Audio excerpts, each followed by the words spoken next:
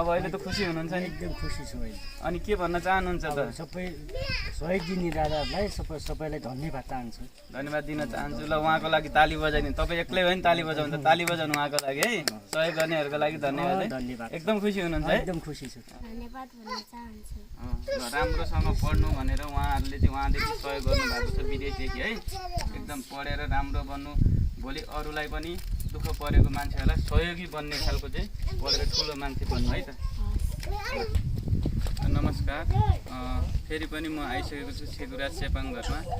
उहाँको घर चाहिँ गएको फुलपातीमा हाम्रो दसैँको फुलपातीको दिन चाहिँ जलेर नष्ट भएको थियो र यही घरमा फेरि पनि हामीले त्यति बेला चाहिँ दसैँको लागि भनेर दसैँको दिनै टिकाको दिन हामीले चाहिँ रासन पानीहरू, चामलहरू, कपडाहरू, त्यतिखेरको आवश्यकता के थियो दसैँ मनाउनको लागि त्यो सामग्रीहरू लिएर आएको थियौँ र अहिले चाहिँ हामी फेरि ओड्ने ओछ्याउनेहरू। अनि यो अहिले यो ठाउँमा चाहिँ लाइन छैन, सोलरकै भरमा चाहिँ यहाँनिर मान्छेहरू उज्यालोमा बस्न पाउँछ किनकि यहाँ लाइन आएको छैन। राप्ती नगरपालिका 12 भए पनि एउटा नगरपालिका जस्तो एउटा दुःख लाग्ने कुरा चाहिँ के छ भने यो ठाउँमा लाइन छैन र त्यसैले पनि मैले यहाँको सोलर प्यानल चाहिँ जलेको थियो र ब्याट्री चाहिँ राम्रै छ भनेको थाहा पाएर मैले सोलर प्यानल पनि लिएर आएको छु।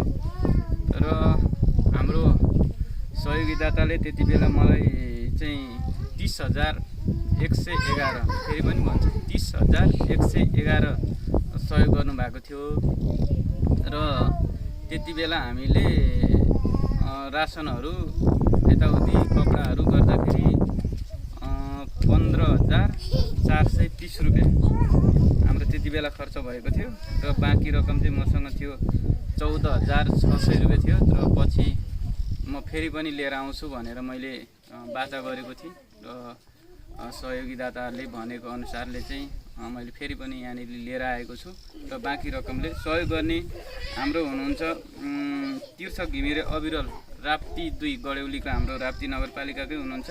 हाल चाहिँ उहाँ न्युजिल्यान्डमा हुनुहुन्छ र अमृत छेत्री पोखराको हुनुहुन्छ, उहाँ पनि न्युजिल्यान्डमै हुनुहुन्छ। राजेन्द्र तिमल सिन्हा टाँडी चितवन उहाँ पनि अहिले न्युजिल्यान्डमै हुनुहुन्छ र उहाँहरूले यो दुःखको घडीमा आफ्नो छाक काटेर भए पनि सहयोग गर्नुभएको छ। सहयोगी मनहरूले उहाँहरूलाई चाहिँ धेरै धेरै धन्यवाद दिन चाहन्छु मेरो तर्फबाट पनि किनकि उहाँहरूले सहयोग गर्नुभयो र मैले सम्बन्धित ठाउँमा पुर्याउन पाएँ। एकदम मलाई पनि खुसी लागिरहेको छ आज चाहिँ मैले यहाँनिरसम्म ल्याएर सहयोग गर्न पाउँदाखेरि किनकि उहाँहरूकै देन हो। उहाँहरूले परदेशमा बसेर दुःख गरेर कमाएको पैसाले नेपालको आफ्नै ठाउँमा चाहिँ आगो लागि हुँदाखेरि सेलाउन दसैँको मुखमा दसैँ मनाउनको लागि भए पनि उहाँहरूले त्यति राहत सहयोग गर्नुभयो, त्यसको लागि धेरै धेरै धन्यवाद दिन चाहन्छु। र अब मैले यो जुन बाँकी रहेको रकमले चाहिँ यो सामानहरू लिएर आएको छु र म पालै पालो तपाईँलाई देखाउन गइरहेको छु। यता आउनु। यो चाहिँ मैले सिरप अनि यसमा तन्नाहरू छ हैन र यो चाहिँ सोलरको लागि 3टा बल्ब, 3टा होल्डर, 3टा स्विच अनि तार अनि त्यसै गरेर चार्ज कन्ट्रोलर मैले लिएर आएको छु। र यहाँ उहाँहरूले भन्नुभएको थियो नानी बाबुलाई कपी कलम पनि दिनुपर्छ भनेर भन्नुभएको थियो। मैले यहाँ कपी कलमहरू लिएर आएको छु। यो सोलर प्यानल भयो तपाईँले देख्न सक्नुहुन्छ र यो गुन्द्री लिएर आएको छु, यो डसना लिएर आएको छु है। र यो चाहिँ मैले नानीहरूलाई कपडा ल्याएको छु। बोलाउनु त नानीलाई।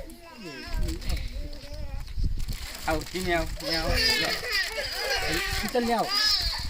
यहाँ यही नानी हो, मैले उसको लागि कपडा ल्याएको छु। ल यो तिम्रो लागि है, अनि यो तिम्रो लागि ल यो है। अनि त्यसपछि एउटा पेन्सिलको यहाँनिर पनि छ है, कतातिर छ।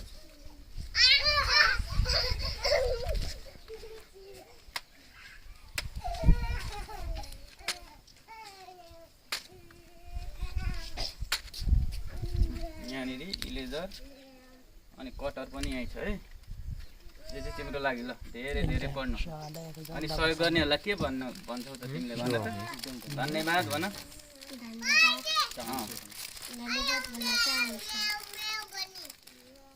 फेरि भन त। धन्यवाद भन्न चाहन्छु। राम्रोसँग पढ्नु भनेर उहाँहरूले चाहिँ उहाँदेखि सहयोग गर्नुभएको छ विदेशदेखि है। एकदम पढेर राम्रो बन्नु, भोलि अरूलाई पनि दुःख परेको मान्छेहरूलाई सहयोगी बन्ने खालको चाहिँ पढेर ठुलो मान्छे बन्नु है त। धन्यवाद। अब तिमी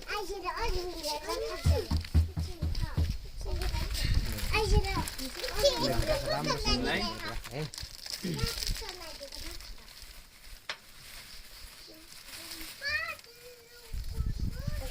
अनि यो 1 दर्जन छ है तिमीलाई, अनि यो पेन्सिल ल। अनि सहयोग गर्नुभएको छ न्युजिल्यान्डदेखि, विदेशदेखि सहयोग गर्नुभएको छ। के भन्छौ त? हो पढेर ठुलो मान्छे बन्छौ? ए ल है त ल ल ल